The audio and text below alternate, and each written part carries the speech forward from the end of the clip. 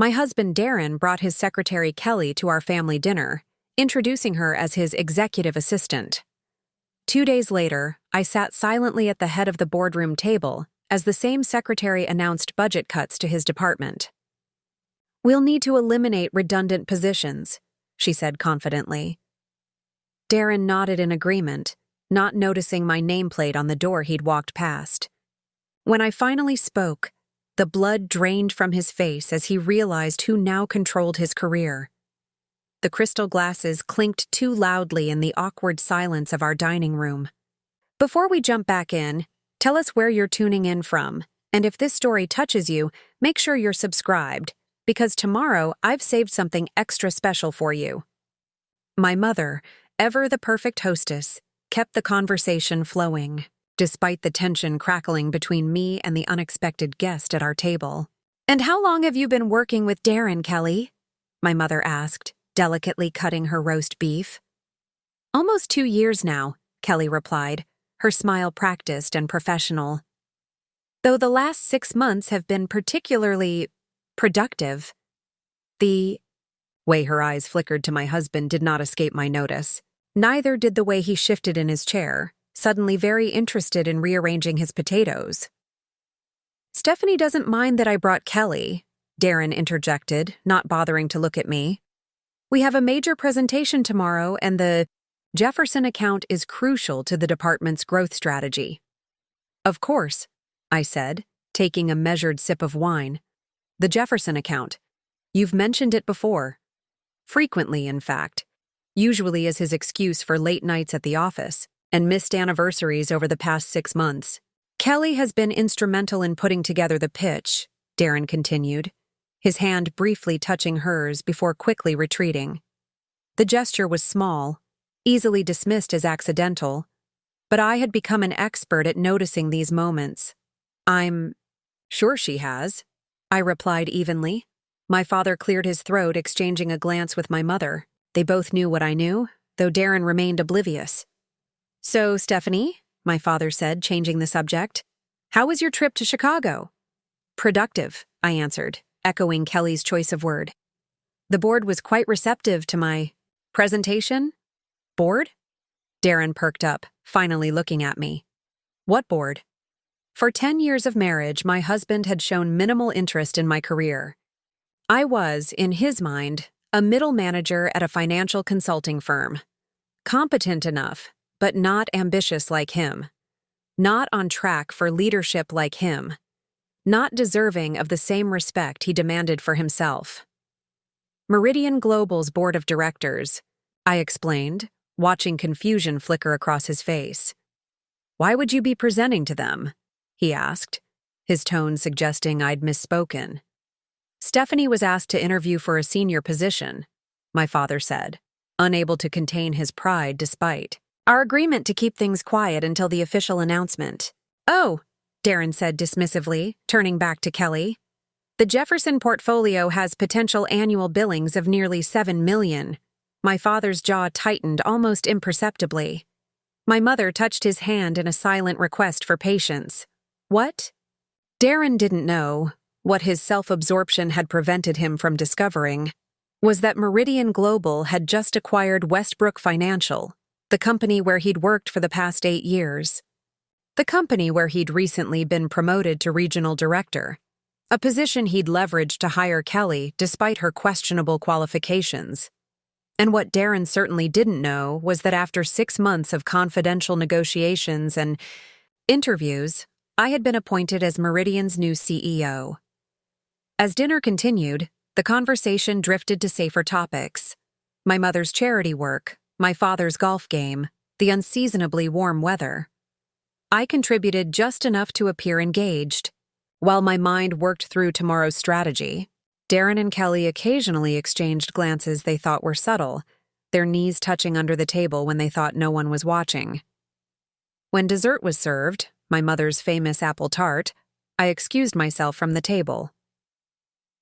"Need to prepare for an early meeting tomorrow," I explained, folding my napkin neatly beside my barely touched dessert.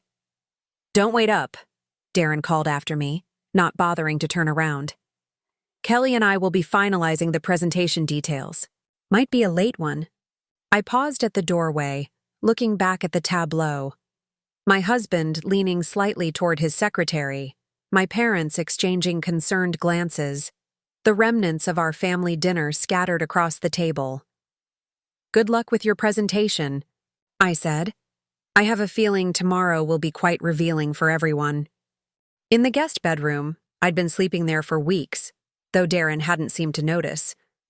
I reviewed my notes for tomorrow one final time. The acquisition had been finalized last week. My appointment had been confirmed yesterday. Tomorrow would be my first official day as CEO of Meridian Global, overseeing 12,000 employees across 3 continents, including my husband and his executive assistant. I heard Darren leave around 11, the front door closing with its characteristic click. He didn't come to say goodbye, probably assuming I was already asleep. I continued working until midnight, then set my alarm for 5:30 a.m. Tomorrow would require all my focus. The next morning, I dressed carefully in the charcoal suit I'd purchased specifically for this day. Conservative enough to convey authority, modern enough to signal change was coming.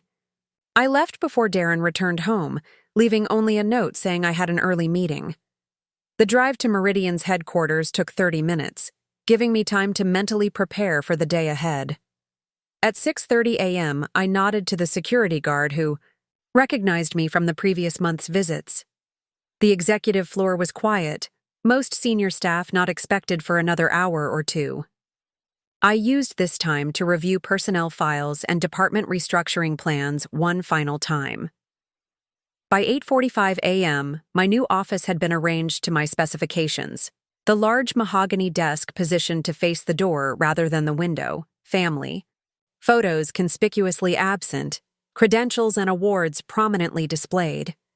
My assistant Penelope briefed me on the day's schedule. "Department heads will begin arriving at 9 a.m. for introductions," she explained. "Westbrook leadership is scheduled for this afternoon."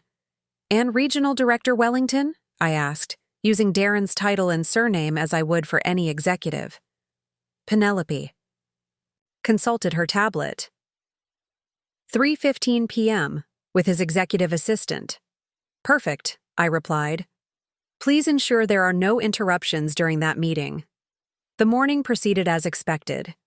Most department heads were professional, if surprised to see a woman in her late 30s as their new CEO. Some were visibly concerned about what my leadership might mean for their departments. All were appropriately deferential. By 3 p.m., I had met with 14 executives. I took 15 minutes to review my notes on Darren's department one final time. At precisely 3:15, Penelope's voice came through the intercom. "Regional Director Wellington and Ms. Kelly have arrived for their appointment. Send them in," I instructed, positioning myself behind my desk, back straight, expression neutral. The door opened, and Darren walked in confidently, Kelly trailing behind him. He was wearing his navy power suit, the one he considered lucky, and carrying the leather portfolio I'd given him for our anniversary 3 years ago. He didn't notice me at first, his eyes scanning the impressive office before landing on the large desk where I sat reviewing documents. "We're here to meet the new CEO," he announced, his tone suggesting the CEO should feel honored by his presence. "I'm Darren Wellington, Regional Director of Investment Strategy at Westbrook." I looked up slowly, allowing the moment to unfold, at my pace. "Hello, Darren," I said calmly. His expression transformed from confident to confused to shocked in the span of 3 seconds. "Stephanie? What are you doing in the CEO's office?" "I am the CEO," I replied, gesturing to the nameplate on my desk, as of yesterday morning. The look on Darren's face was worth every moment of the past 6 months. The late nights researching Westbrook's financials, the weekends spent preparing presentations, the uncomfortable questions about my sudden interest in corporate restructuring. His perfectly crafted facade crumbled as realization dawned. You're my boss now?" he stammered, his confident posture deflating visibly.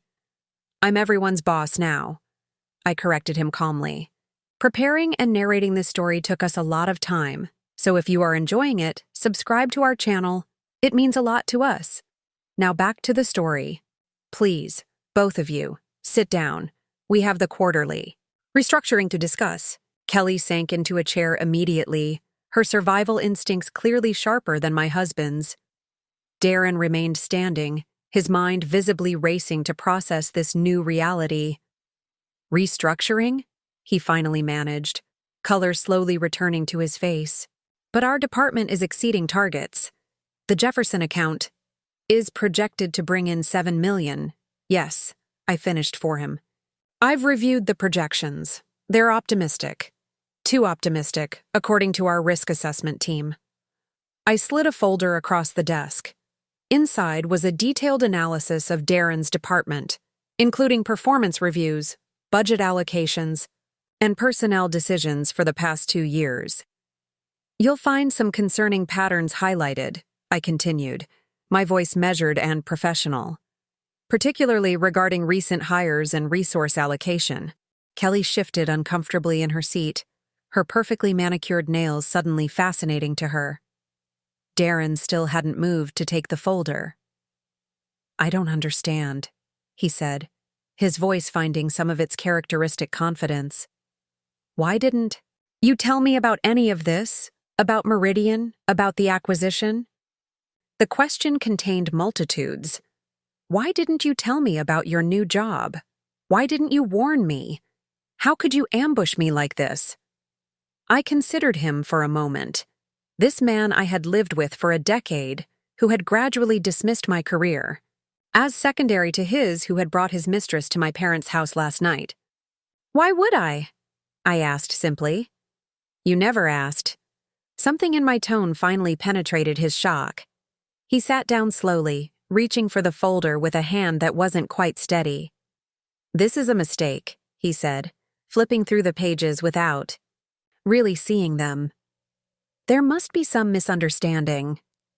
The only misunderstanding, I replied, was your assessment of our respective positions, both professionally and personally. My intercom buzzed discreetly. Ms. Wellington, Mr. Connor from legal is here with the restructuring documents you requested. Send him in, I instructed, not taking my eyes off Darren. The door opened to reveal Connor Matthews, Meridian's veteran chief legal officer, carrying a leather portfolio similar to Darren's but considerably more worn.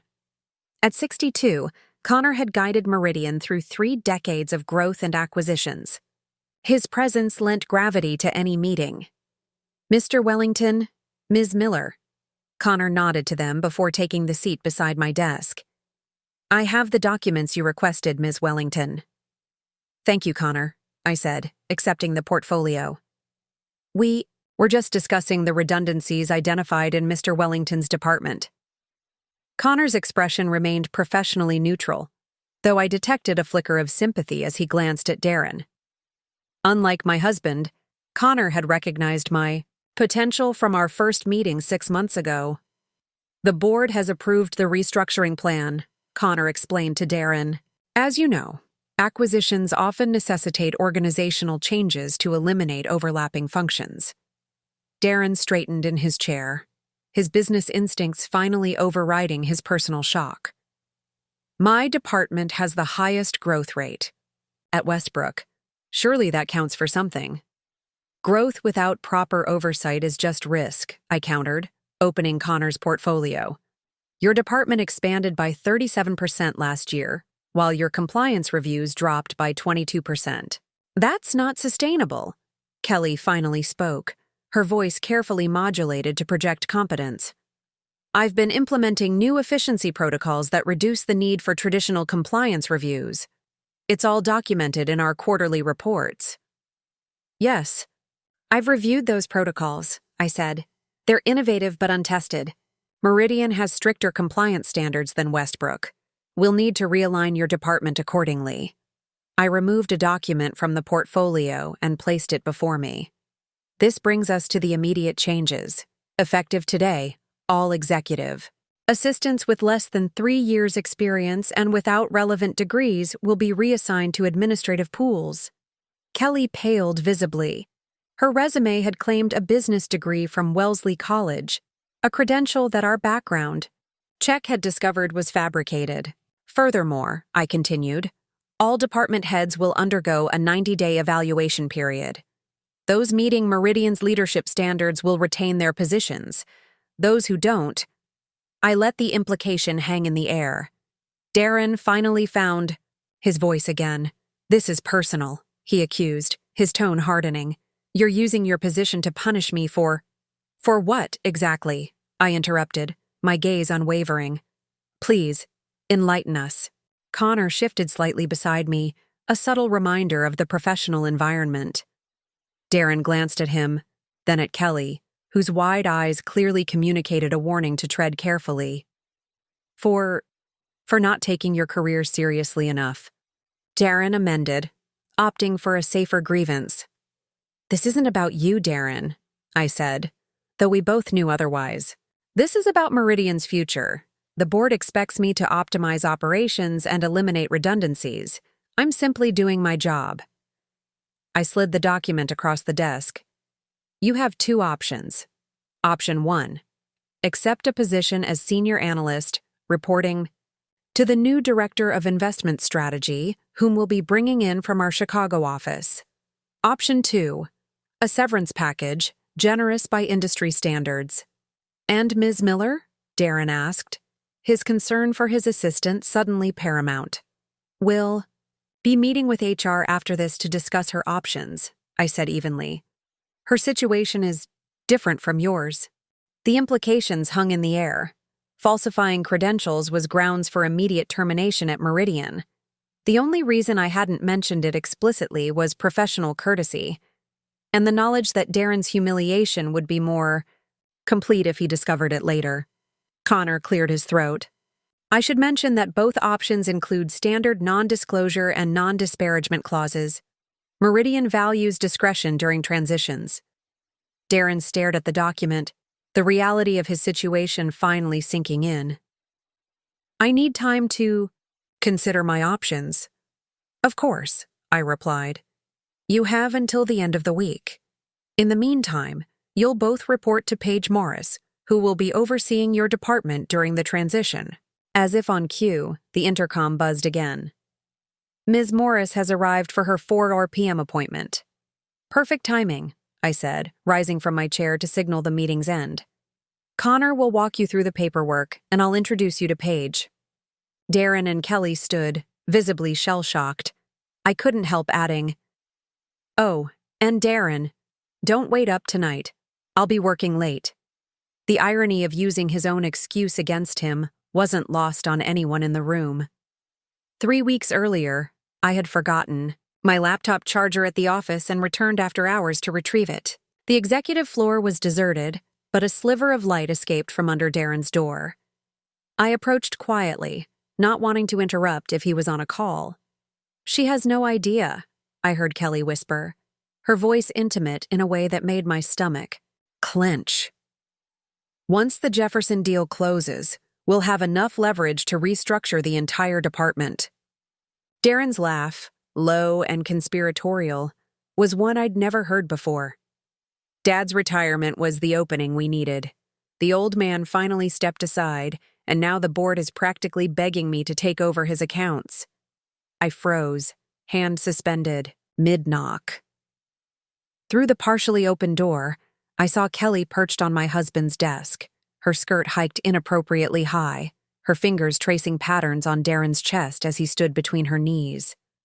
And Stephanie? Kelly asked, pronouncing my name like it left a bad taste in her mouth. She's served her purpose, Darren replied casually. She was useful when I needed a stable family man image for the board, but once I'm running things, we'll have more flexibility in our arrangements. You mean I won't have to hide in hotel rooms anymore? Kelly pouted playfully. Soon enough, Darren assured her, his hands sliding up her thighs. Though I admit, there's something exciting about sneaking around. Something broke inside me that night. Trust, love, the illusion of a 10-year marriage. But something else hardened in its place as I slipped away unnoticed, leaving my laptop charger behind. I drove home in a daze, streets blurring through unshed tears. When Darren returned hours later, I pretended to be asleep, buying myself time to think. For the first time in our marriage, I was grateful we'd kept separate financial accounts, my prudish insistence that had annoyed Darren over the years. The next morning, I moved mechanically through our routine, making coffee, checking emails, pretending nothing had changed. But everything had. I now saw the subtle patterns I'd been ignoring, the late nights, the unexplained expenses, the way he'd gradually undermined my career while elevating his own. "Big meeting with the Jefferson people today," Darren mentioned casually over breakfast, not looking up from his phone. "Probably won't be home until late." "That's fine," I replied evenly. "I'm having dinner with Finn anyway." That got his attention. Finn Murray was my college boyfriend, now a successful management consultant. Our occasional lunches had always irritated Darren, though he pretended not to care. "Finn? What's he doing in town?" Darren asked, trying to sound nonchalant. "His firm is handling a major acquisition. We're just catching up." I hadn't actually made plans with Finn, but the seed was planted. As soon as Darren left, I called my old friend. "Stephanie." "It's been ages," Finn greeted warmly. "How are you?" "I need your help," I said, skipping pleasantries. "And your discretion." Over lunch in a quiet restaurant far from Darren's usual haunts, I explained my situation without emotion, laying out facts rather than feelings. "So, your husband's cheating with his secretary. Classic, but disappointing," Finn summarized. "But why call me specifically? Unless—" His eyes widened with realization. "The acquisition your husband mentioned. Is it Westbrook?" I nodded. "Meridian Global is looking to expand into Westbrook's market. The deal's been kept quiet." Finn leaned back, impressed. "And you want in on it?" "I want more than that," I replied. "I want to run it." For years, I'd been building a reputation in financial consulting, specializing in corporate restructuring, identifying inefficiencies, streamlining operations, maximizing shareholder value. My clients respected my work, even if my husband dismissed it as a hobby job. "Meridian's CEO is retiring next month," Finn said thoughtfully. "They'll need someone who understands both cultures to manage the transition." "Someone like me," I confirmed. "I need you to get me a meeting with Paige Richardson." Paige was Meridian's board chair, known for her no-nonsense approach and commitment to promoting qualified women. She'd built Meridian from a regional player into a national powerhouse. "It won't be easy," Finn warned, especially keeping it quiet from Darren. "I've kept his secrets for years," I said coolly. "Now I'll keep my own." The next day, I began documenting everything, copying files from our home office, photographing financial statements, recording conversations when legally permissible. If I was going to take control, I needed leverage. I also started sleeping in the guest bedroom, claiming insomnia was disrupting Darren's sleep. He barely noticed, too preoccupied with the Jefferson account and Kelly to register the growing distance between us. A week later, Finn called. "Dinner tomorrow, 7 p.m., the Westlake Club." "Who else will be there?" I asked, recognizing the exclusive venue where major deals were often negotiated over perfectly cooked steaks. "Just Paige Richardson and Connor Matthews, Meridian's chief legal officer." I spent that evening preparing, reviewing Meridian's public financials, analyzing Westbrook's vulnerabilities, developing a preliminary integration plan that would showcase my understanding of both companies. When I entered the private dining room at the Westlake Club the next evening, Paige Richardson rose to greet me.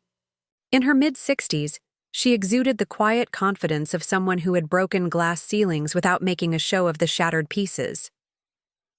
"Mrs. Wellington," she said, her handshake firm. "Finn speaks highly of your capabilities. though he was deliberately vague about your interest in Meridian. I appreciate his discretion, I replied, taking a seat across from her. And I've admired your leadership for years. Connor Matthews, Meridian's silver-haired legal counsel, studied me with practiced neutrality. Your husband works for Westbrook. Correct. That presents certain complications. I placed a folder on the table. Inside, you'll find evidence of irregularities in Westbrook's reporting, particularly in my husband's department. The Jefferson account that's being used to justify. His promotion is built on projections that can't be substantiated. Paige opened the folder, scanning its contents with a raised eyebrow. You're willing to provide this information against your husband's interests? I'm willing to protect Meridian from a bad investment, I corrected, and to offer my services in restructuring the acquisition properly. As what, exactly? Connor asked. I met his gaze directly. As your next CEO. The audacity of my proposal hung in the air. Then Paige Richardson did something unexpected. She laughed, a genuine sound of delight. You have guts, Mrs. Wellington. That's essential for the position. She glanced at Connor. We'll need to move quickly and quietly. If your husband discovers our interest, he could undermine the entire acquisition. He won't, I assured her. Darren only sees what he expects to see, and he's never expected much from me. As dinner progressed, my temporary alliance with Finn evolved into a genuine partnership with Paige and Connor. By dessert, we had outlined a strategy that would transform both companies and my life. Welcome to Meridian, Stephanie, Paige said, as we parted. Though I suggest we keep your new position confidential until the papers are signed. I nodded, a plan already forming. Absolutely. Some revelations are best delivered in person. I didn't sleep that night. Instead, I sat in our home office, a space Darren rarely entered, and methodically developed my strategy. The desk lamp cast shadows across family photos that now seemed like artifacts from a stranger's life. 10 years of marriage reduced to props in a play where I'd unknowingly been cast as the devoted wife while my husband rehearsed a different script altogether. My laptop glowed with a half-completed email to Finn, detailing additional documents I needed from Meridian to prepare for my first week as CEO. The position wasn't officially mine yet, the board would vote next week, but Paige's support virtually guaranteed my appointment. The timing aligned perfectly with the Westbrook acquisition. I closed the laptop and moved to the window, watching dawn break over our neighborhood of carefully curated executive homes. The irony wasn't lost on me. Darren had insisted on buying in this prestigious address to reflect his professional standing, using mostly my inheritance from my grandmother for the down payment. Now that same house would witness his professional downfall. Strategic patience, my grandmother had always counseled. Know when to move and when to observe. Growing up in her household after my parents' death, I'd absorbed her business acumen through osmosis. The granddaughter of Penelope Wells, founder of Wells Financial Services, I'd been raised to understand power, particularly the power of being underestimated. Grandmother had sold her company at 65, having built it from nothing while being consistently dismissed by her male counterparts. Let them think you're harmless, she'd advised. It gives you room to maneuver. I'd followed that advice throughout my marriage, allowing Darren to believe his career naturally took precedence, that my work was secondary. I'd kept my accomplishments modest in his presence, redirected conversations when colleagues praised my insights too enthusiastically at company functions. It hadn't started as a deliberate strategy, more an unconscious adaptation to Darren's fragile ego. Somewhere along the way, his perception of me had calcified into certainty. Stephanie, the supportive wife. Stephanie, the adequate but unexceptional professional. Stephanie, who would never outshine him.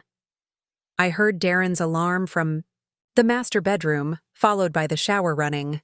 He'd emerge in exactly 17 minutes, dressed in one of his rotation of power suits. expecting fresh coffee and perhaps a perfunctory kiss before heading to the office where Kelly awaited. Today, I would disappoint him on at least one count. Gathered my papers and slipped out the front door before he finished his shower. The note I left was brief. Early meeting. Don't wait up. His own words returned to him without acknowledgement of their regular dishonesty. In my car, I allowed myself a moment of genuine emotional response, not the calculated calm I'd maintained since overhearing Darren and Kelly, but the raw hurt of betrayal. 10 years. A decade of building a life with someone who could dismiss it so casually. Who could look at me across our dinner table with Kelly beside him, pretending everything was normal? The hurt crystallized into something harder, colder, more focused. By the time I pulled into my office parking lot, I had compartmentalized my personal feelings. Today was about professional preparation. The reckoning would come later. I spent the morning finalizing details with my soon-to-be former colleagues, carefully avoiding any hint of my impending departure. At lunch, I met with Finn at a cafe near Meridian's headquarters. The board vote is scheduled for tomorrow, he confirmed, sliding a folder across the table. This arrived from Paige this morning, your official offer. I scanned the document, CEO of Meridian Global, effective immediately following the vote, with compensation that made my current salary look like pocket change. More importantly, it included specific authority over the Westbrook integration, including staffing decisions. Has Darren suspected anything? Finn asked, keeping his voice low despite the privacy of our corner booth. Not a thing, I replied. He's too focused on his promotion to notice mine. And when he finds out? I closed the folder. He'll understand that actions have consequences. After lunch, I returned to my office to find a text from Darren. Working late with the Jefferson team, don't wait up, I replied with a simple, okay, resisting the urge to add more. Let him have this last night of believing he controlled our narrative. At home, I packed essentials into a small suitcase, enough for a week at the downtown hotel Meridian had arranged near their headquarters. I wasn't fleeing, I was positioning myself for what came next. Living under the same roof as Darren would be untenable once everything was revealed, at least temporarily. As I placed the suitcase in my car trunk, our neighbor Connor waved from his driveway. Weekend getaway, Stephanie?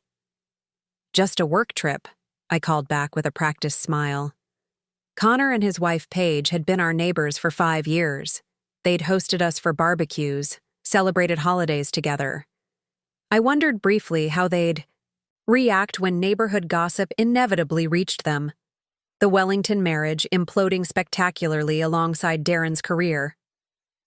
That night, alone in our house, I walked through rooms filled with memories now tinged with doubt. Had anything been real? Or had I been living in a carefully constructed fiction, seeing what I wanted to see rather than what was actually there? In our bedroom, I opened Darren's closet, running my hand across suits I'd helped select, ties I'd given as gifts, the material evidence of our shared life. On impulse, I checked the inside pocket of his navy suit, the one he considered lucky, for important meetings. Inside was a small jewelry box. For a moment, hope flickered irrationally. Perhaps I'd misunderstood. Perhaps there was an explanation that didn't destroy everything we'd built. I opened the box to find a delicate silver necklace with a small diamond pendant. Expensive, but not excessively so. Perfect for a mistress, not a wife. The card tucked inside confirmed what I already knew. For Kelly, something beautiful for someone beautiful. Counting the days until we can stop hiding. D. I replaced everything exactly as I'd found it, a strange calm settling over me. The last lingering doubt had been removed. Tomorrow would bring revelation and consequence. Tonight required rest and preparation. In the guest room, I changed into pajamas and set my alarm for 5 a.m. I needed to be at Meridian before the board meeting at 7:30. By 9, I would officially be CEO. By afternoon, Darren would walk into my office expecting to meet his new boss and find his wife instead. Strategic patience, I whispered to myself, echoing my grandmother's wisdom as I drifted toward sleep, and then decisive action. Long before I became Stephanie Wellington, or even contemplated a career in finance, I was Stephanie Wells, granddaughter of Penelope Wells and heiress to a legacy few people knew about. My grandmother had built Wells, financial from nothing in the 1970s, fighting sexism and skepticism at every turn. As one of the first female-owned financial advisory firms in the city, Wells Financial had specialized in helping other women manage their money at a time when most couldn't even open a credit card without a husband's signature. Money is power, grandmother had told me repeatedly during my childhood. Not the having of it, but the understanding of it. After my parents died in a car accident when I was 12, I'd moved into grandmother's elegant brownstone. There, amid antique furniture and leather-bound ledgers, I received an education no private school could match. While my friends learned geometry and literature, I absorbed lessons on capital markets, investment strategies, and the subtle language of corporate negotiation. "Watch how they dismiss me in meetings," grandmother would say after bringing me to her office on school holidays. "Then watch their faces when I demonstrate I know more than they do." By 18, I knew I would follow in her footsteps. By 22, I had my finance degree and was working on my MBA. By 25, I was handling my own small portfolio of clients at a respected firm. Then I met Darren Wellington at a financial conference in Chicago. He was 30, ambitious, and charismatic. A rising star at Westbrook Financial with family connections and an effortless confidence I found both attractive and slightly intimidating. Our courtship was swift and exhilarating. Within 6 months, he'd proposed with a diamond ring and promises of a partnership, personal and professional, that would benefit us both. What Darren didn't know was that I had quietly inherited Wells Financial upon my grandmother's retirement. Rather than taking over directly, I had accepted the board's recommendation to install professional management while maintaining majority ownership as a silent partner. The arrangement allowed me to pursue my career without the weight of my family, name-creating expectations or resentment. Only my close friend Finn knew the full extent of my financial situation. "Are you sure about not telling Darren?" he'd asked before the wedding. "Starting a marriage with a secret this big seems risky." "I'll tell him," I'd assured Finn. "Just not yet. I want him to know he's marrying me, not my grandmother's company." But the right moment never seemed to arrive.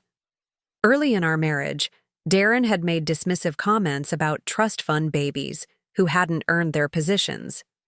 Later, he'd grown increasingly competitive about our respective careers, subtly undermining my accomplishments while exaggerating his own.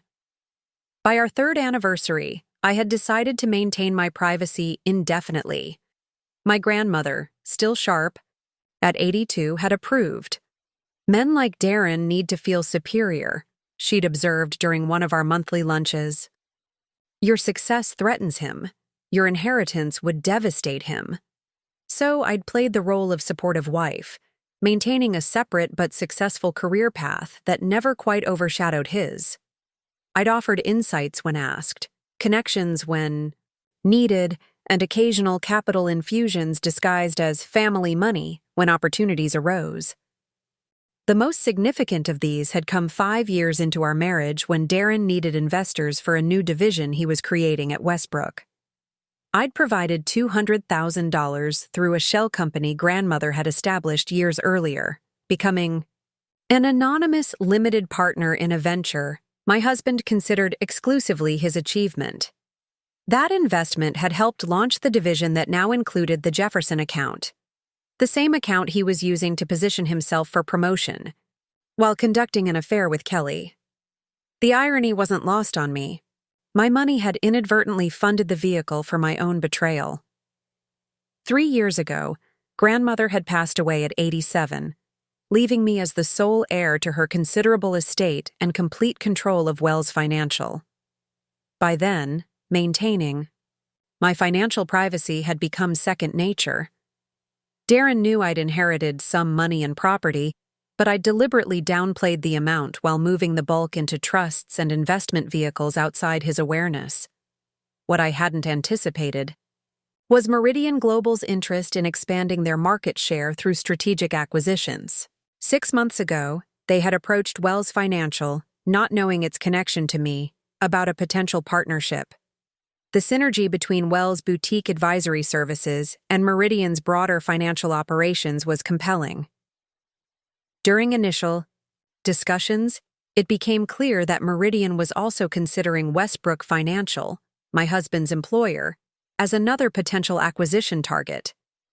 The coincidence had seemed almost cosmic, a convergence of personal and professional worlds I'd kept carefully separated. Rather than recusing myself from the negotiations, I'd seen an opportunity. Using a different last name, my mother's maiden name, Taylor, I'd participated in preliminary meetings with Meridian executives, impressing them with my intimate knowledge of both Wells Financial and, through carefully anonymized insights, Westbrook's operations. When Paige Richardson, Meridian's board chair, had mentioned they were also seeking a new CEO to oversee their expansion strategy, I'd recognized the perfect alignment of circumstance and preparation. My unique understanding of all three organizations made me an ideal candidate. The only complication was my marriage to a Westbrook executive, a conflict of interest that would need to be addressed.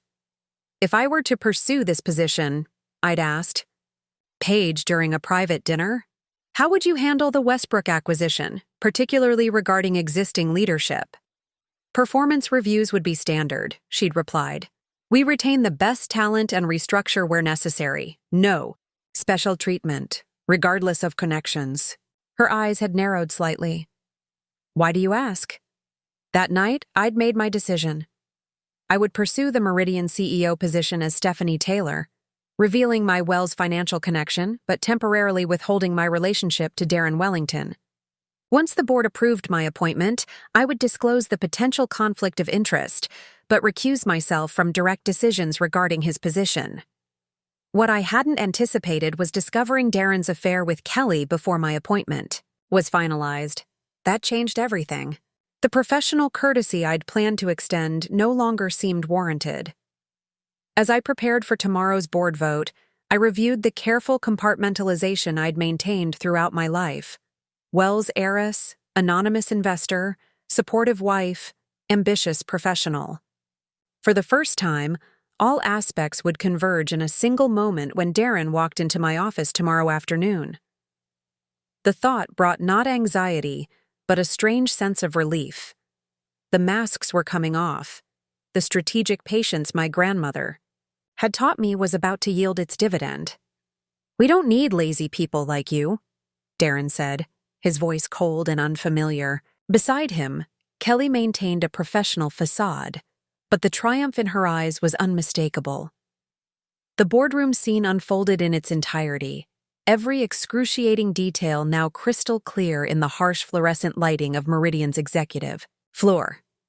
Your services are no longer required, Darren continued, barely looking up from the document in front of him.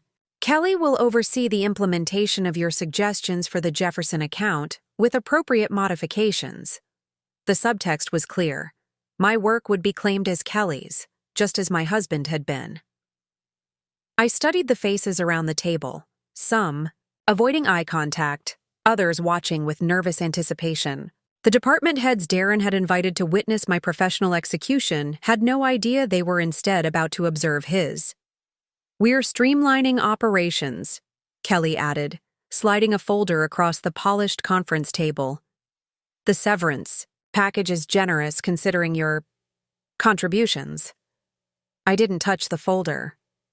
Is that all? Darren finally looked up, momentarily confused by my lack of emotional response.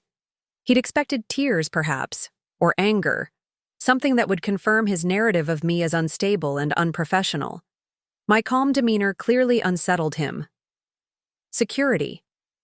We'll escort you out, Kelly said with poorly concealed satisfaction. That won't be necessary, I replied, standing smoothly. I know my way around this building quite well by now. Connor Matthews, who had been silently observing from the far end of the table, caught my eye with the slightest nod. The legal counsel knew what was coming. He had helped orchestrate it. "One question before I go," I said, pausing at the door. "Does Finn know about this meeting?" A flicker of unease crossed Darren's face at the mention of my longtime friend. "Finn is no longer with the company. His position was eliminated in the restructuring." Another lie. Finn had accepted a position as Meridian's new chief strategy officer the same day I'd received my CEO offer. His firing had been a carefully constructed fiction to prevent Darren from connecting the dots too soon. "I see," I said, allowing a small smile. "Good luck with the Jefferson presentation. I'm sure Kelly will handle it adequately." With that parting shot, I walked out with the quiet dignity grandmother had instilled in me through years of watching her navigate male-dominated boardrooms. I strode past curious stares, past the office I'd occupied as a departmental consultant, past the security desk where Archie gave me a subtle thumbs up instead of the escort Kelly had ordered. In the elevator, I pressed the button for the top floor. Executive Territory Darren. Had visited but never conquered. As the doors closed, I caught a glimpse of him emerging from the conference room, his expression confused as he watched me ascending rather than leaving the building. Penelope met me as the elevator opened, her tablet ready with updates. The board meeting concluded 20 minutes ago. The vote was unanimous. "And the press release?" I asked, walking briskly toward my new office. "Scheduled for 11 a.m. Your official introduction to the executive team is at 2 p.m., followed by department head meetings." She handed me a folder. "These are the files you requested on Westbrook's senior management." "Thank you, Penelope. Please let Connor know I'd like to see him before lunch." My new office was everything a CEO's domain should be. Corner views of the city skyline, elegant furnishings that conveyed authority without ostentation, and most importantly, my name on the door. Stephanie Wellington, Chief Executive Officer. I positioned myself behind the desk, taking a moment to absorb the culmination of decades of preparation, both conscious and unconscious. Grandmother would have appreciated the symmetry, her lessons in strategic patience yielding such perfect results. Connor arrived promptly, closing the door behind him. "Congratulations, Stephanie. Or should I say, Ms. Wellington?" "Stephanie is fine, Connor. We'll be working closely together." He nodded, taking a seat across from me. "I observed the meeting downstairs. Your husband was quite emphatic about your termination." "Ex-husband," I corrected. "The papers were filed this morning." Connor raised an eyebrow. "Efficient." "I believe in addressing problems promptly," I replied. "Speaking of which, when is Darren scheduled to meet the new CEO?" 3:15 p.m. He and Ms. Miller are preparing their presentation on the Jefferson account. Connor's tone remained professional, but a hint of satisfaction crept in. "They're unaware that their meeting has been escalated to include you, Paige Richardson, and myself." Perfect. I opened the Westbrook file, scanning the personnel evaluations my team had compiled. "And the verification of Kelly's credentials? Completed this morning. As you suspected, her degree from Wellesley is non-existent. She attended for 1 semester before dropping out." I nodded, unsurprised.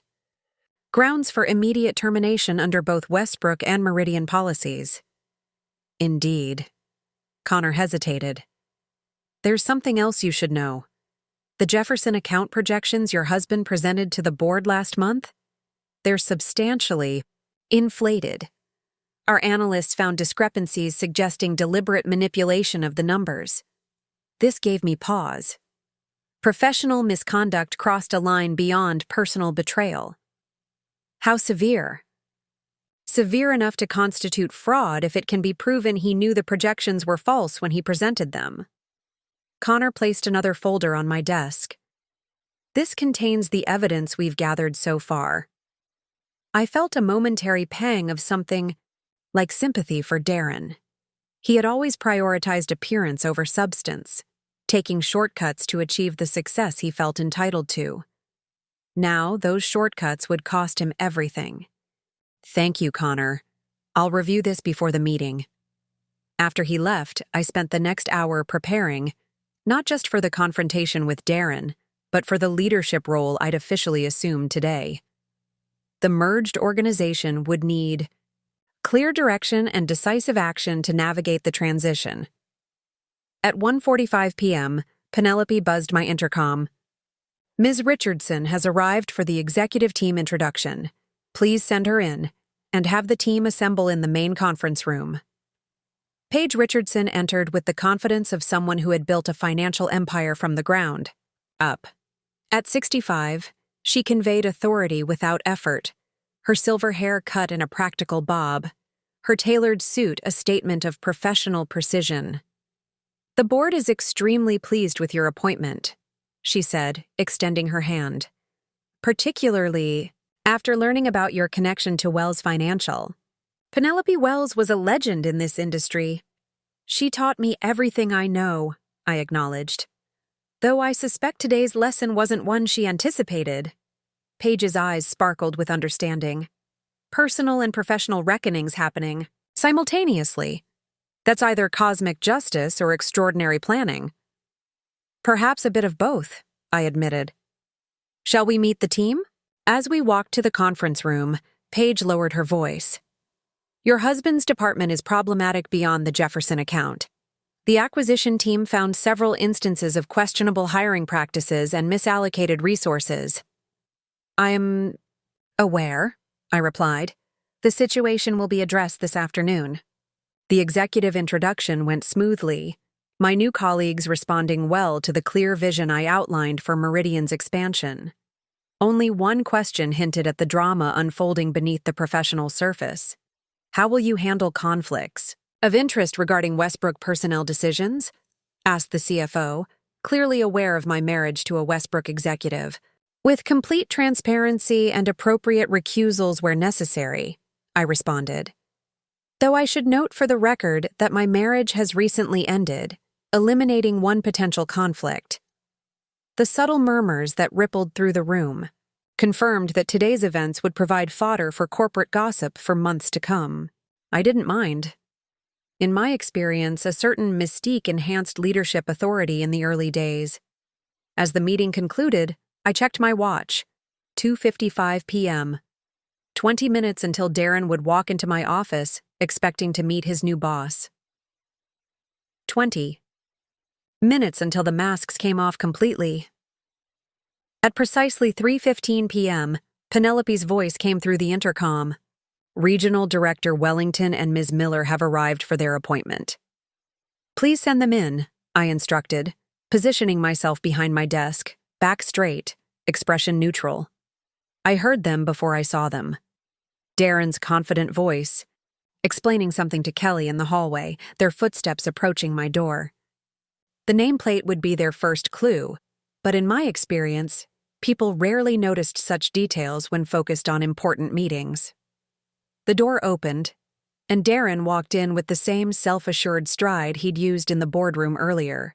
Kelly followed close behind, tablet in hand, her professional mask firmly in place. Paige Richardson and Connor Matthews were already seated in the visitors' chairs, creating an unexpected welcoming committee.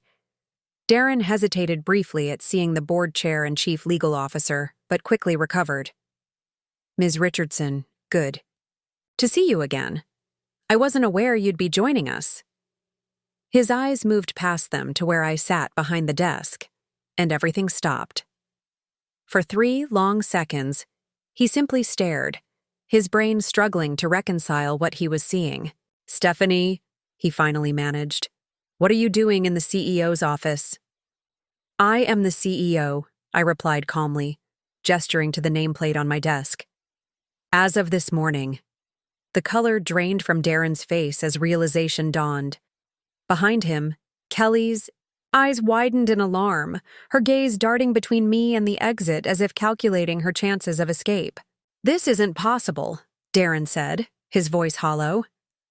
You work for Bennett Consulting. I did, I confirmed, until Meridian recruited me 6 months ago as part of their leadership transition strategy. 6 months? His shock was giving way to anger now.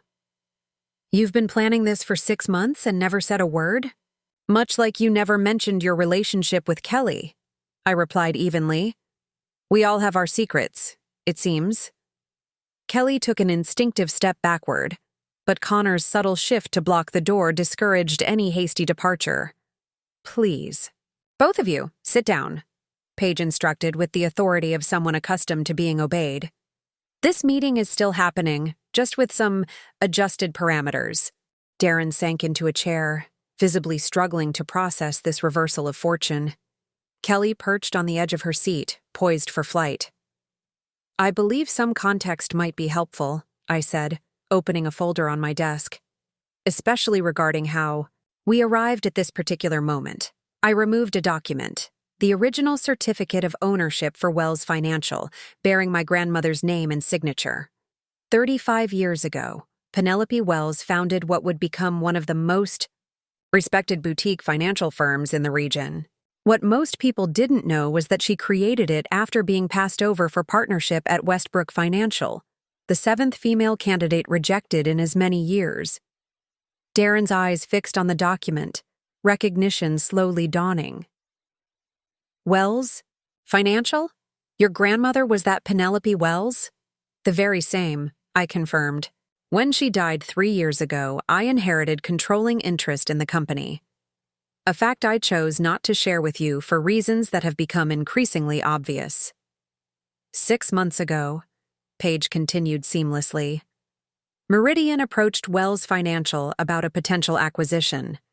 During those discussions, we discovered Stephanie's unique position.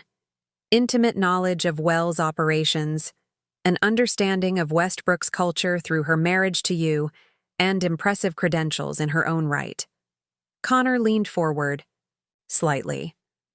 When the CEO position opened unexpectedly, Stephanie became the obvious candidate to oversee the integration of both acquisitions.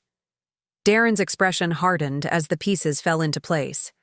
So this whole time, while I was working to advance at Westbrook, you were secretly positioning yourself to take over the entire company?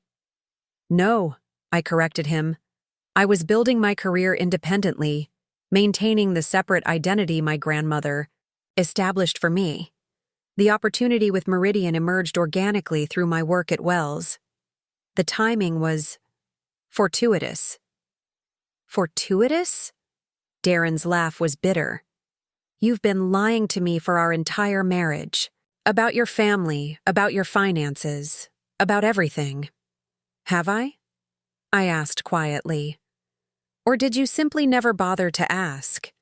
You assumed I was a middle manager with a hobby job, as you called it. You never showed interest in my work, my ambitions, or my background beyond the convenient narrative you created. Kelly, sensing the personal turn of the conversation, attempted to redirect. Perhaps we should focus on the Jefferson account presentation. That is why we were called here. An excellent suggestion, Ms. Miller, Paige agreed. Though I should mention that the Jefferson projections have already been thoroughly reviewed by our analytics team. The numbers don't quite add up. Connor opened his own folder. Specifically, the revenue projections appear to be overestimated by approximately 40%, while implementation costs are underreported by a similar margin. This creates a significantly distorted picture of the account's profitability. Darren's confidence faltered again. Those projections were prepared by my team based on available data. If there are discrepancies, the discrepancies appear to be systematic and deliberate, Connor interrupted, his tone neutral but firm, which raises questions about oversight and intent. Kelly shifted uncomfortably in her seat. I merely compiled the data provided by the department analysts. Interesting, I noted. Because, according to timestamps on the digital files, the final edits were made from your company laptop at 11:32 p.m. on April 15th, a time when department analysts were unlikely to be involved. April 15th. The night I'd overheard them in Darren's office, planning their future at my expense. The night everything had changed. Darren's expression confirmed my suspicion. He knew exactly when and how those projections had been modified. His eyes darted to Kelly, a warning she failed to heed. "Darren instructed me to adjust the numbers," she blurted. "He said the board needed to see stronger growth potential to approve his promotion." The betrayal between them was swift and absolute. In an instant, their united front collapsed under pressure. "That's not," Darren began, but Paige raised a hand to silence him. "These are serious allegations that will require formal investigation," she said firmly. "In the meantime, Meridian has clear policies regarding conflicts of interest, financial misrepresentation, and personal relationships between managers and direct reports." I removed 2 documents from my folder. "Which brings us to the immediate changes. Effective today, all executive assistants with falsified credentials will be terminated immediately." I slid the first document toward Kelly, who paled visibly. "Your resume claimed a business degree from Wellesley College. Our background check confirmed you attended for exactly 1 semester before withdrawing. That constitutes grounds for immediate termination under both Westbrook and Meridian policies." Kelly's carefully constructed professional facade crumbled. "You can't." "I can and I am," I stated firmly. "Security will escort you to HR to process your departure." As if on cue, Archie from security appeared at the door. With a final desperate glance at Darren, who refused to meet her eyes, Kelly gathered her belongings and followed Archie out. The second document remained on my desk, its implications hanging in the air between me and the man I'd married a decade ago. "And me?" Darren finally asked, his voice uncharacteristically small. "I suppose you've been planning my termination since the moment you accepted this position." I studied him for a moment. This man who had dismissed my career, betrayed my trust, and attempted to humiliate me professionally just hours earlier. "Actually," I said, "I have something else in mind." I opened the second document and placed it in front of Darren. It wasn't a termination notice as he clearly expected, but something potentially more devastating to his pride. "This is a reassignment order," I explained. "Effective immediately, you'll be transferred to our Seattle office as a senior analyst reporting to Paige Morris, who will be taking over your former department during restructuring." Darren stared at the document in disbelief. "You're demoting me? After everything I've built at Westbrook?" "You're being offered a position commensurate with your verified accomplishments," I corrected. "The Jefferson account irregularities have called into question your judgment as a department leader." "This is personal," he accused, anger flaring. "You're using your position to punish me." "On the contrary," Connor interjected smoothly. "Ms. Wellington recused herself from the final decision regarding your position. This recommendation came from our integration committee based on performance metrics and compliance concerns." This was partially true. I had recused myself formally, but the committee understood my preferences. The decision to offer Darren a position rather than outright termination wasn't mercy, it was strategy. "The alternative," Paige added, "is immediate termination with cause, which would trigger an investigation into the Jefferson account projections. That could potentially lead to more serious consequences, including industry blacklisting." The pie implication hung in the air. Financial fraud wasn't just a firing offense. It could end his career permanently and potentially involve legal repercussions. Darren's eyes narrowed as he calculated his limited options. "And if I refuse this generous offer?" "Then you'll be terminated immediately," I replied evenly. "The severance package would be minimal given the circumstances, and Meridian would be obligated to disclose the reason for your dismissal to future employers who inquire." Darren leaned back, his expression hardening into something cold and unfamiliar. "You've thought of everything, haven't you? Was this your plan all along? Marry me, learn the business, then take over and destroy me?" I felt a flicker of genuine anger at his attempt to rewrite our history. "Our marriage was real to me, Darren. If you recall, I was the one who discovered you with Kelly, not the other way around. His momentary confusion confirmed what I'd suspected. He had no idea I'd overheard them that night in his office. 3 weeks ago, I continued, I forgot my laptop charger and returned to the office after hours. Your door was partially open. I heard everything. Your plans for after the Jefferson deal, your assessment of my usefulness, your arrangement with Kelly. Understanding dawned on his face, followed quickly by defensive anger. So this is revenge for an affair? Pretty extreme, don't you think? This isn't about the affair, I said, my tone measured. It's about consequences for choices you made professionally and personally. The affair simply removed any reason for me to extend professional courtesy. Connor cleared his throat discreetly. We should note that the reassignment offer expires at the end of business today. Given the sensitive nature of the financial discrepancies involved, we need your decision promptly. Darren's jaw tightened as the reality of his situation sank. The power dynamic he'd taken for granted had been completely upended, leaving him with only bad options. Fine, he said finally. I'll take the Seattle position. Excellent, Paige responded, sliding a pen toward him. Initial here and sign. At the bottom. The transfer takes effect next Monday, giving you time to make necessary arrangements. As Darren signed with barely controlled fury, I opened my desk drawer and removed a final document. Divorce papers already processed by my attorney that morning, 1I. Last piece of business, I said, placing them beside the reassignment form. Given the circumstances, I believe a clean break is appropriate. Darren's laugh was bitter as he scanned the divorce filing. Efficient as always, Stephanie. Were these prepared before or after you took the CEO position? The position and our divorce are separate matters, I replied, though I admit the timing is convenient. He signed without further comment, his signature angry and sharp against the paper. Connor will see you out, I said, gathering the signed documents.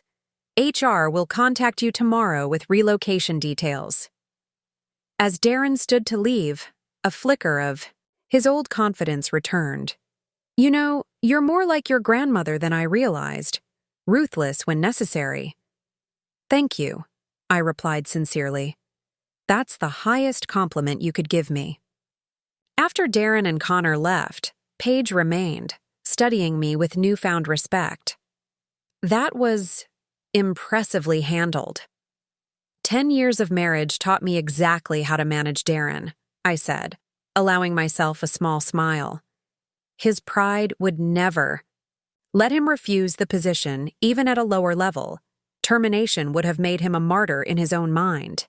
This way, he has to live with the consequences every day. And sending him to Seattle? That was particularly inspired. It's our smallest office, furthest from headquarters, with the least growth potential. Darren will hate every minute of it. Paige nodded approvingly. Remind me never to get on your bad side. After she left, I allowed myself a moment of quiet reflection. The confrontation had gone exactly as planned, yet I felt no triumph, only a strange emptiness where anger had burned just hours before. I walked to the window, looking out over the city skyline as afternoon shadows lengthened. The office that had been Darren's ambition and my inheritance now represented something different. A fresh start, professionally and personally. My intercom buzzed, interrupting my thoughts. Ms. Wellington, Finn Murray is here to see you. Send him in, Penelope. Finn entered with the relaxed confidence of someone who had nothing to prove, carrying a bottle of champagne and 2 glasses. I heard the meeting with Darren went as planned. News travels fast, I observed as he set the glasses on my desk. Corporate grapevine, he confirmed, opening the champagne with practiced ease. Kelly apparently made quite a scene in HR. Something about conspiracy and entrapment? I accepted the glass he offered. She'll find another position. People like Kelly always land on their feet. And Darren? Seattle, I replied. Effective Monday. Finn raised his glass. to new beginnings. I clinked my glass against his, and hidden protections. As we sipped our champagne, I found myself thinking of my grandmother. She had built her company after being rejected by Westbrook, creating a legacy that ultimately enabled me to acquire the very institution that had dismissed her. Some might call it revenge. Grandmother would have called it market correction. Either way, the symmetry felt right. A circle closing after decades, justice delivered not through confrontation, but through strategic patience and decisive action when the moment arrived. What? Now? Finn asked, interrupting my thoughts. I smiled, setting down my glass. Now we build something better. Through a series of vignettes that played in my mind as I looked out over the city from my new office, I could trace the evolution of my relationship with Darren, from genuine connection to growing distance. 10 years ago, we'd met at a financial technology conference in Chicago. I was there representing my small client base at Bennett Consulting. He was already a rising star at Westbrook. Our connection had been immediate. Both ambitious, both passionate about modernizing financial services, both certain we were destined for greater things. "You're different from the other consultants," he'd said during our first dinner. "You actually understand the fundamentals, not just the buzzwords." In those early days, Darren had valued my insights, often bringing me complex problems from work to get my perspective. When I suggested solutions, he'd implement them, proudly telling me later how his supervisors had praised his innovative thinking. "We make a great team," he'd say, kissing me as we celebrated his successive promotions with increasingly expensive champagne. The warning signs had been there from the beginning, but love, or perhaps ambition, had blinded me to them.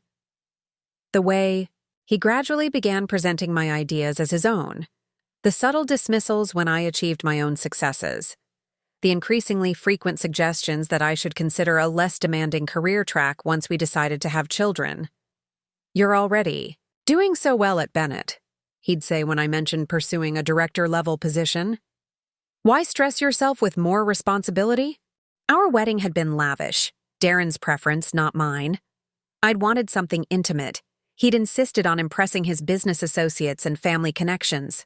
300 guests, most of whom I barely knew, witnessed us exchange vows, in a ceremony that felt more like a networking event than a celebration of love. The photographs from that day showed a beautiful couple, his confident smile, my measured happiness. What the camera couldn't capture was the subtle shift already occurring between us, the gradual repositioning of our relationship from partnership to hierarchy. Our third anniversary marked a turning point. Darren had been passed over for promotion. At Westbrook, beaten by a colleague who'd secured a major client that Darren had been pursuing for months. "If you'd consulted me on the pitch," I'd offered gently, reviewing his presentation later, "I could have helped strengthen these projections." His response had been unexpectedly harsh. "Not everyone needs to be rescued by their wife, Stephanie. Some of us prefer to succeed on our own merits." The irony of his statement wasn't lost on me. He'd been using my insights for years while maintaining the fiction that they were his own. But something in his tone that night signaled a change. Our professional lives, once intertwined in productive collaboration, began separating into distinct spheres. By our 5th anniversary, we'd settled into patterns that preserved peace at the expense of intimacy. I focused on building my client base at Bennett while maintaining my silent partnership in Wells Financial. Darren pursued increasingly aggressive expansion strategies at Westbrook, determined to secure the executive position he believed he deserved.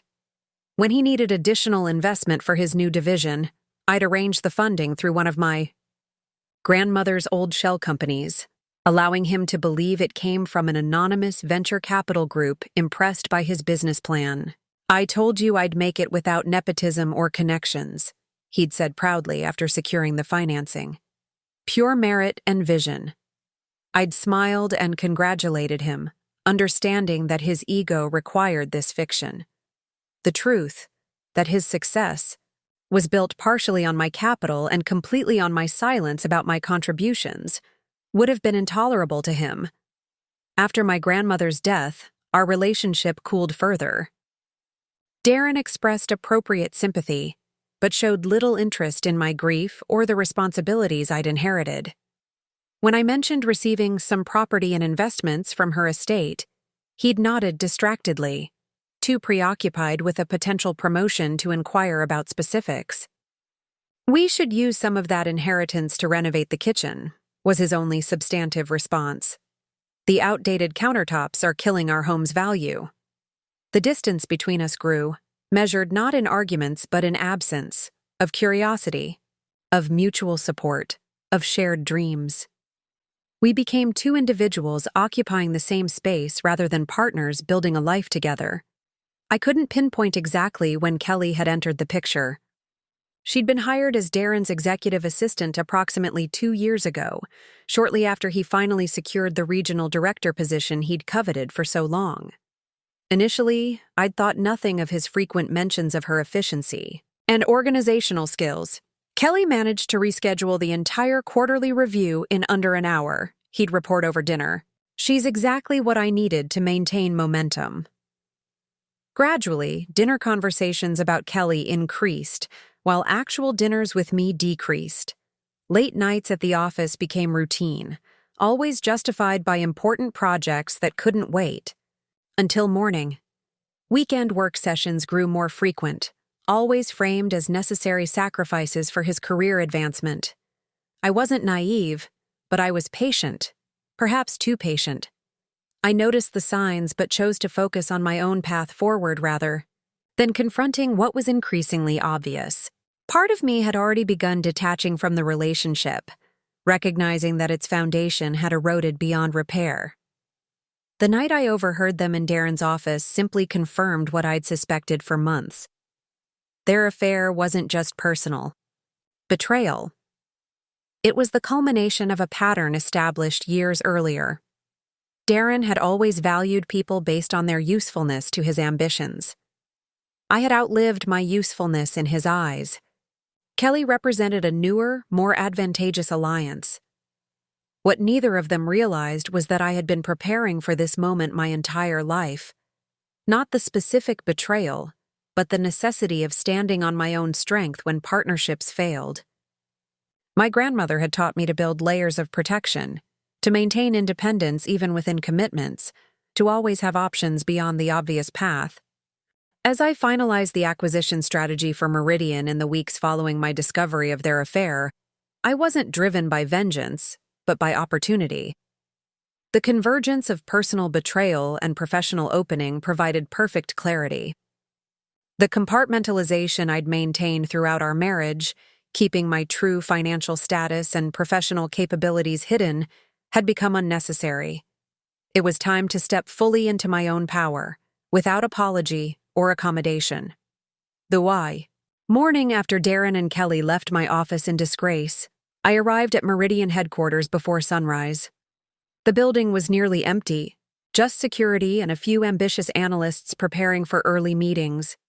I preferred these quiet hours for strategic thinking, another habit inherited from my grandmother, who claimed dawn brought clarity that no other time of day could match.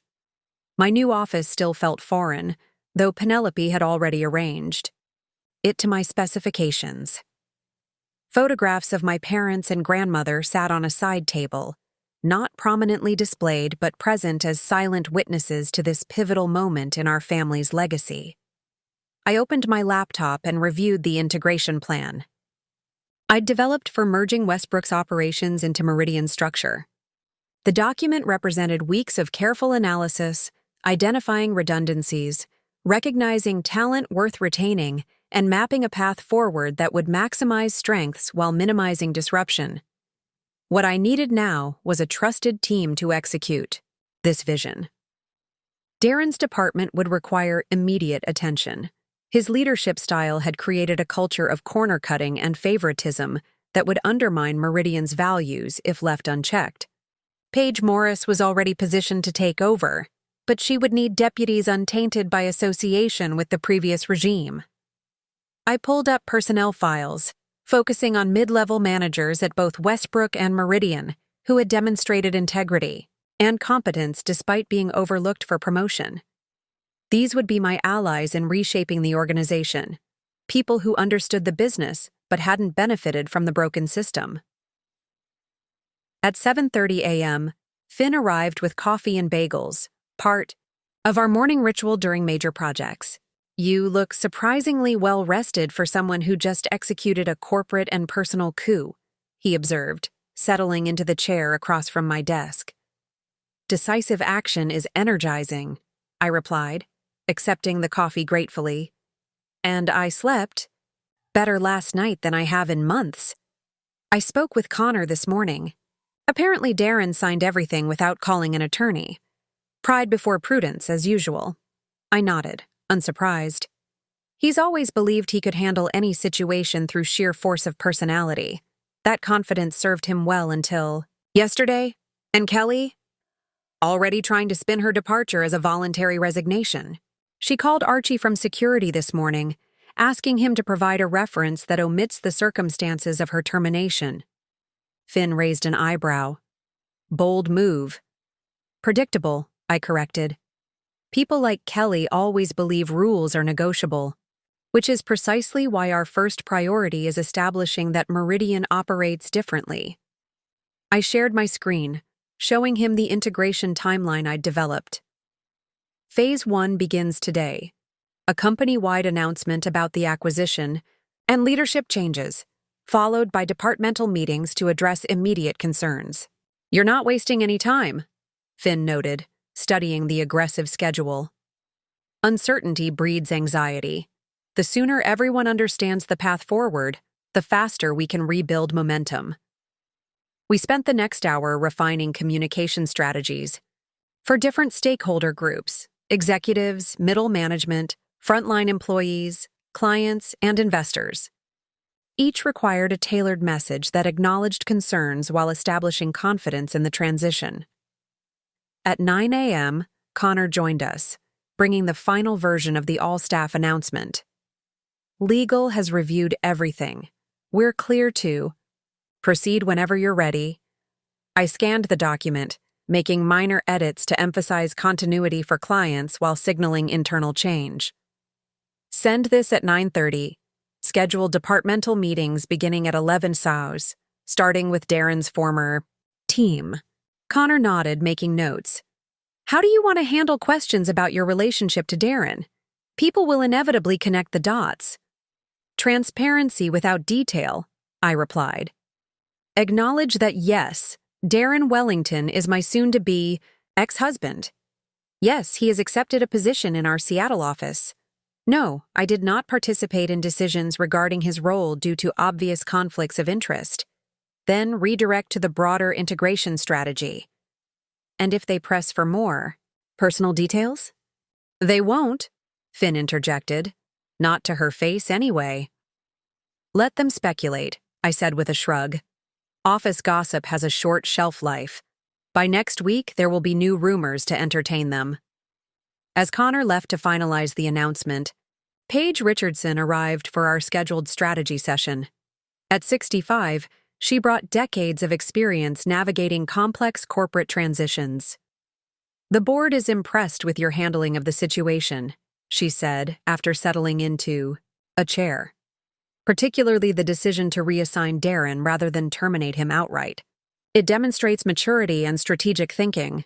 Firing him would have created a martyr, I explained. Demoting him creates an example. Paige smiled approvingly. Exactly. Now, about the client retention strategy. For the next hour, we dissected potential vulnerabilities in our client relationships, particularly those Darren had personally cultivated. His charm had secured several major accounts, and we needed to ensure those relationships transferred smoothly to new account managers. The Jefferson account is particularly concerning, Paige noted. Given the inflated projections Darren presented, they may have unrealistic expectations about returns. I've already scheduled a meeting with their CEO for tomorrow, I replied. Full transparency about the situation is our best approach. They'll appreciate honesty more than false promises. By 10:30 a.m., my leadership team had assembled in the conference room. Finn, Connor, Paige Morris, who would oversee Darren's former department, and Archie Sullivan, newly promoted from security to head of operational integrity, a position I'd created specifically to address the cultural issues at Westbrook. Before we begin departmental meetings, I said, standing at the head of the table, I want to be absolutely clear about our priorities during this transition. First, we protect our clients by ensuring service continuity. Second, we retain talented employees regardless of their former reporting structure. Third, we establish a unified culture based on integrity, transparency, and accountability. I distributed folders containing detailed action plans for each department. These are your roadmaps for the next 90 days. I expect daily progress reports and immediate flagging of any issues that could impact client relationships or employee retention. Archie raised his hand. What about resistance from Westbrook executives who were aligned with Darren? Some of them won't transition easily to the new structure. Identify them quickly, I instructed. Offer clear expectations and support for meeting those expectations. Those who adapt will thrive. Those who don't will be offered the same choice, Darren. Received, reassignment, or resignation. As the team reviewed their materials, my phone buzzed with a text from Darren. We need to talk. This isn't over. I showed the message to Connor, who frowned. He signed a non-disparagement agreement yesterday. Any attempt to undermine the transition would violate those terms. He's testing boundaries, I replied, typing a response. All communication should go through legal counsel moving forward. Congratulations on your Seattle position. I turned my phone face down on the table, refocusing on the team before me. Any questions before we begin departmental meetings? Paige Morris looked up from her folder. How do we address the inevitable rumors about why Darren was reassigned? His allies will claim it was personal rather than performance-based. Evidence speaks louder than rumors, I replied. Make the Jefferson account files available to the senior team. The numbers tell the story we need told. With that final direction, we adjourned to prepare for the cascade of meetings that would shape Meridian's future. As my team filed out, I remained at the table, reviewing my notes for the crucial first meeting with Darren's former department. My phone buzzed again. Another message from Darren. I ignored it, focusing instead on the task ahead. Yesterday had been about personal reckoning. Today was about building something better from the ashes of what had failed. Strategy, preparation, execution. The principles my grandmother had taught me would guide Meridian through this transition, just as they had guided me through the collapse of my marriage. The auditorium hummed with nervous energy as employees from both Meridian and Westbrook filled the seats. News of the acquisition had spread quickly following the official announcement, along with rumors about dramatic leadership changes.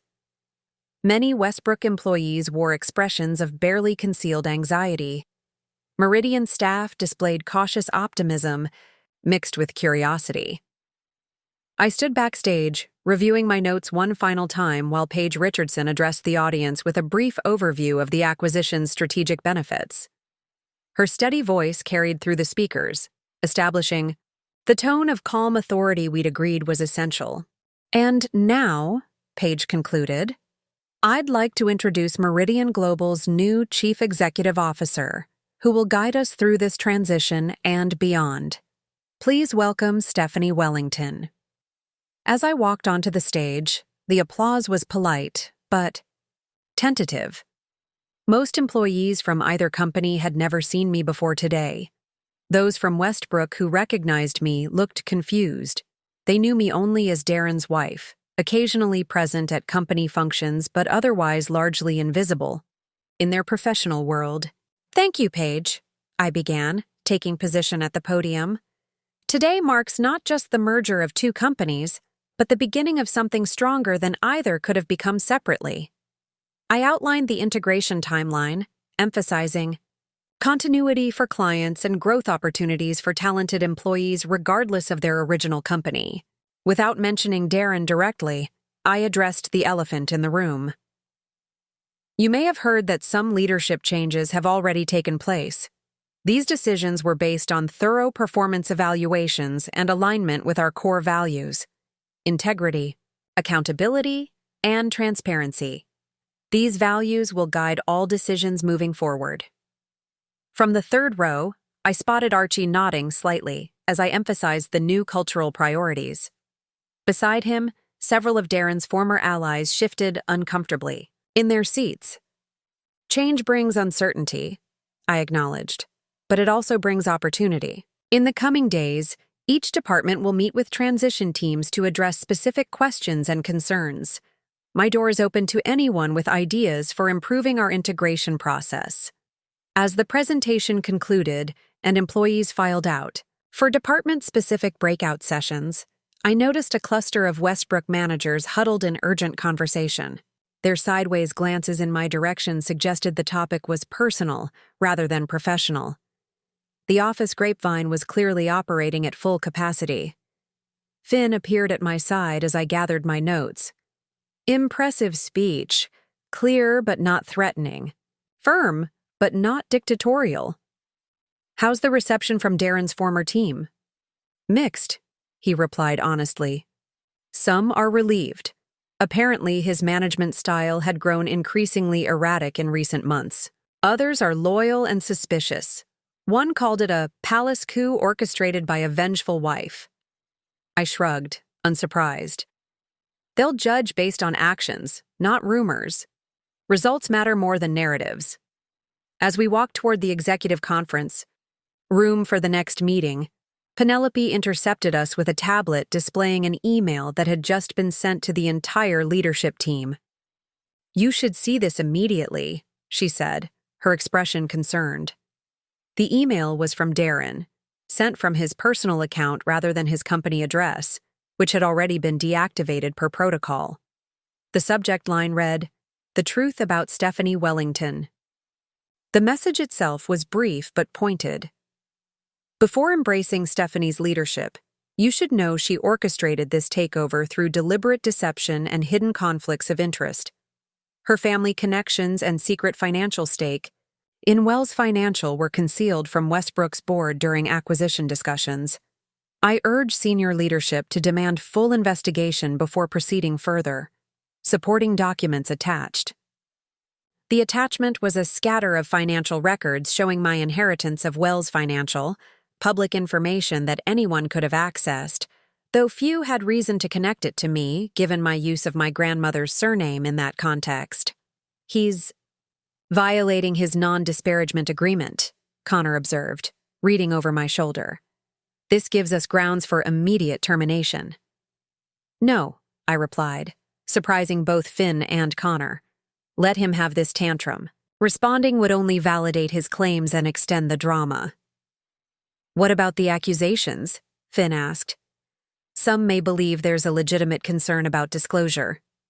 Paige and the board were fully informed of my connection to Wells before my appointment, I reminded him. Everything was properly disclosed where it mattered. Darren's attempting to create a conspiracy where there was only strategic privacy. I handed the tablet back to Penelope.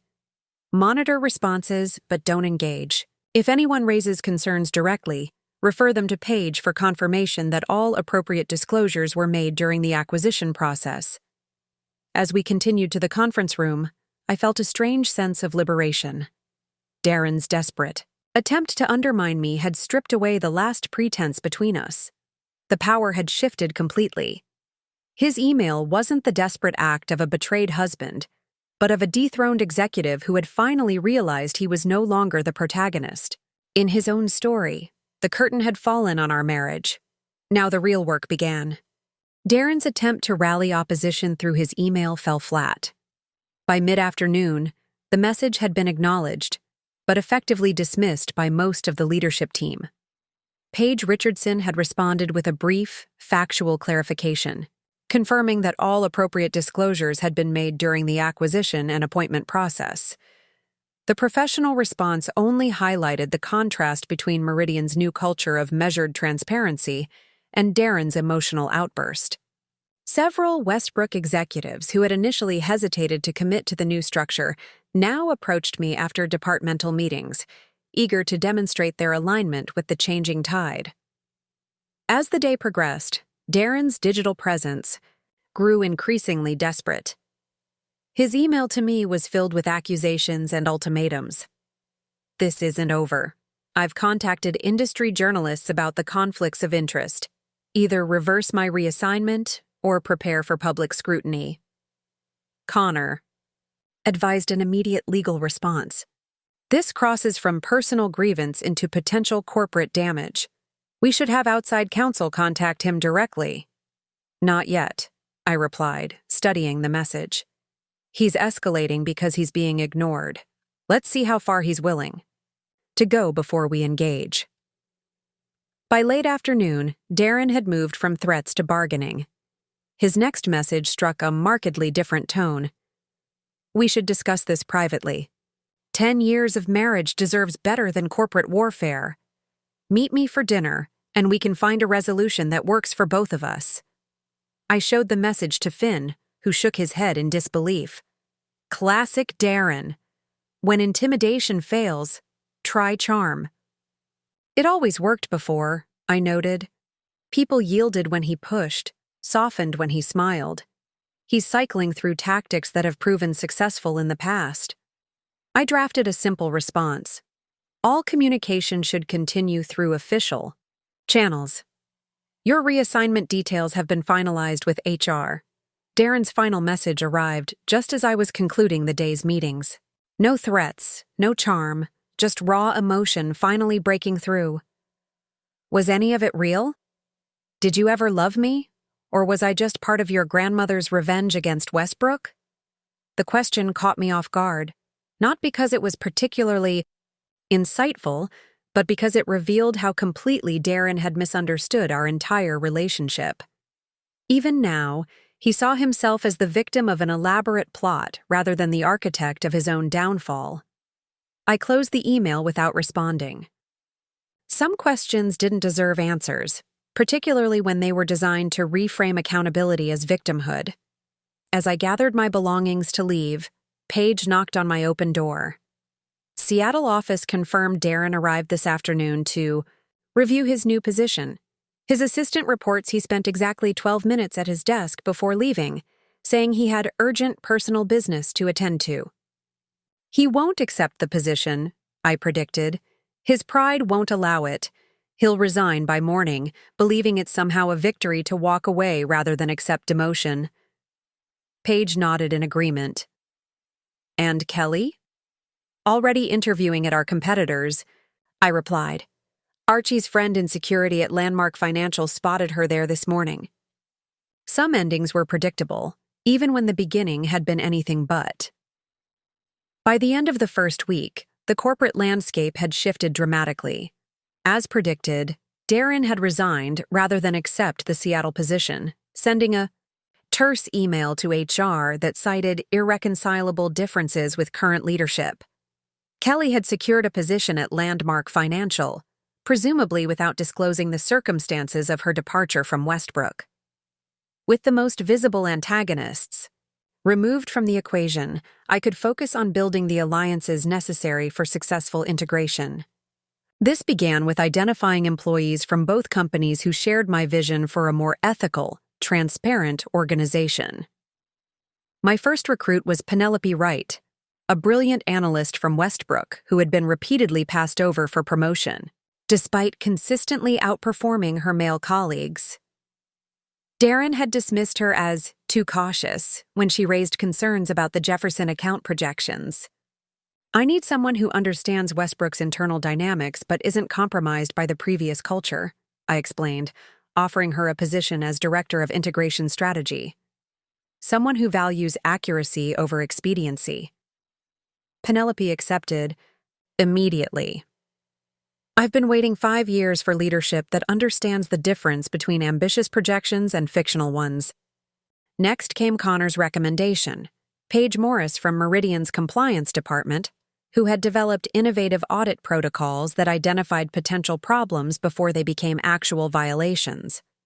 I appointed her to oversee Darren's former department, with a mandate to implement those same protocols throughout the merged organization. The team may resist initially, I warned her during our first strategy session. They're accustomed to Darren's approach of addressing problems, only when they become unavoidable. Resistance is expected, Paige replied confidently, but results speak for themselves. Once they see how preventative compliance actually makes their jobs easier, they'll adapt. From Westbrook's technology division, I recruited Archie Donovan, who had repeatedly flagged security vulnerabilities that Darren had deemed too expensive to address. His new role as Chief Information Security Officer came with both resources and authority to implement the protections he'd long advocated. You were right about the server encryption, I told him during our first meeting, referencing a proposal Darren had rejected the previous year. Implement it immediately, along with any other measures you consider necessary. Archie's surprise quickly gave way to determination. You've actually read my security proposals? Everyone, I confirmed, including your prescient warnings about potential data breaches that were dismissed as alarmist.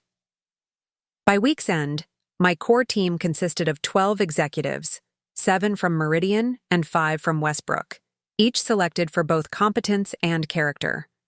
Together, we represented a new alliance based not on loyalty to individuals, but commitment to principles. During our first integration summit, Finn observed the transformed dynamic with satisfaction. You've built in 2 weeks what Darren couldn't. Establish in 10 years, a team that functions on mutual respect rather than fear or favoritism. The foundation was in place. Now we could begin building something better than either company had been separately. 1 month after taking over as CEO, I sat at my desk reviewing quarterly projections when Penelope's voice came through the intercom. Ms. Wellington, Darren is in the lobby demanding to see you. Security has asked how you'd like to proceed. I glanced at the calendar, noting we were finalizing the Jefferson account corrections today. The timing wasn't coincidental. Have Archie escort him up, I decided, and ask Connor to join us. 10 minutes later, Darren strode into my office, his appearance noticeably different from when I'd last seen him. His designer suit had been replaced by more casual attire, and the confident posture that had once defined him seemed diminished. You've destroyed everything I built, he said without preamble, ignoring Connor's presence by the window. Jefferson is pulling their account because of your reassessment of the projections. Jefferson is maintaining their relationship with Meridian, I corrected calmly. They've simply adjusted their expectations based on accurate projections, rather than fictional ones. Those projections were ambitious, not fictional. Darren's voice rose with frustration. That's how business works. You set aggressive targets and push to meet them. There's a difference between ambition and fraud, Connor interjected. The numbers you presented weren't just optimistic. They were mathematically impossible given the market conditions. Darren turned to him with a dismissive gesture. This isn't about numbers. This is personal. She's systematically dismantling everything I created because I had an affair. Is that what you tell yourself? I asked, maintaining my composure. This is about Kelly, not about the falsified performance metrics, the nepotistic hiring practices, or the compliance shortcuts that put client assets at risk. You had no problem with my methods when they benefited us both, he countered. Now suddenly you're the champion of corporate ethics? Please. I studied him for a moment, recognizing that beneath the anger was something more fundamental, the desperate need to reframe his failures as someone else's vendetta. Darren, why are you here? You resigned your position. You've retained counsel for the divorce. What exactly do you hope to accomplish with this conversation? His expression shifted, the anger giving way to something that almost resembled vulnerability. I want to understand when everything changed. When did you stop being my wife and start being this? He gestured vaguely toward my office, my position, my transformation. The question deserved a thoughtful answer, not for his sake, but for my own clarity. I was always both, I said finally. You just never bothered to see the complete person you married. You preferred the version that reflected your own ambitions. Archie appeared at the door, signaling that our time was up. Your new employer called, I added as Darren turned to leave. Landmark wants to verify your employment dates. I instructed HR to provide only the facts, your positions and tenure. Nothing more, nothing less. It was a small kindness, one he didn't deserve, but that I offered anyway. Not for his benefit, but as a final release from the bitterness that had no place in my new beginning. 3 months after the acquisition, Meridian Global hosted a client appreciation event at the city's Botanical Gardens. The evening embodied the transformed company culture, elegant without being ostentatious, impressive yet approachable, exactly the balance I'd envisioned. As I circulated among clients and employees, the contrast between this gathering and Westbrook's former events was striking. Gone were the excessive displays of wealth that had characterized Darren's approach to client relations. Instead, meaningful conversations about financial goals and strategic partnerships dominated the evening. The Jefferson account representatives, who had nearly withdrawn during the transition, now engaged enthusiastically with their new advisory team. Refreshing to work with people who tell us what we need to hear, not just what we want to hear, their CFO commented as we discussed their portfolio adjustments. Paige Morris approached with a tablet displaying the latest quarterly results. First, combined reports are ready for review, she said, her satisfaction evident. Revenue is tracking 4% above projections. Conservative, accurate projections. I scanned the figures, noting with particular satisfaction that client retention had exceeded our targets. The feared exodus following Darren's departure had never materialized. Instead, several clients who had left Westbrook under his leadership had returned, citing the improved transparency and communication. The compliance upgrades are complete too, Archie added, joining our conversation. System-wide implementation. Finished yesterday, 2 weeks ahead of schedule. These achievements represented more than operational success. They validated the fundamental premise of our integration, that excellence and ethics could coexist, that sustainable growth required both ambition and accountability. Moving through the garden's illuminated pathways, I found Finn conversing with Penelope near a fountain. Discussing the expansion proposal, he explained as I joined them. Penelope has identified 3 potential acquisition targets that align with our revised growth strategy. Smaller firms with strong fundamentals and ethical leadership, Penelope elaborated. Not the flashiest options, but the ones with genuine synergy potential. The approach perfectly captured our new philosophy. Substance over appearance, long-term, value over quick wins, genuine partnership over exploitation. It was everything Westbrook could have been had different values guided its development. Later that evening, as the event concluded successfully, I stood alone briefly on the garden terrace, reflecting on the transformation of the past quarter. The company that had emerged from the merger bore little resemblance to either predecessor. We had retained the best elements of both while discarding the practices that had limited their potential. Similarly, my own transformation had been profound. The compartmentalization I'd maintained throughout my marriage, separating personal from professional, ambition from relationship, had given way to integration. For the first time, I could bring my complete self to both my work and my personal interactions. The strategic patience my grandmother had taught me had served its purpose, but now gave way to strategic authenticity. As I prepared to return to the remaining guests, Finn joined me on the terrace, offering a glass of champagne. To new beginnings, he proposed.